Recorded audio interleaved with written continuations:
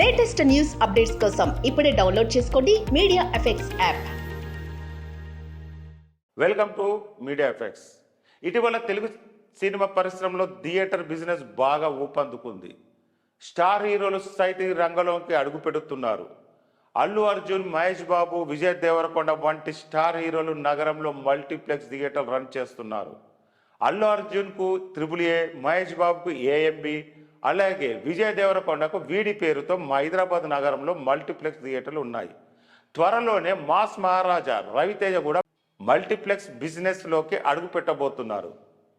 Asian సంస్థతో కలిసి ART cinemas అనే మల్టీప్లెక్స్ నిర్మిస్తున్నారు.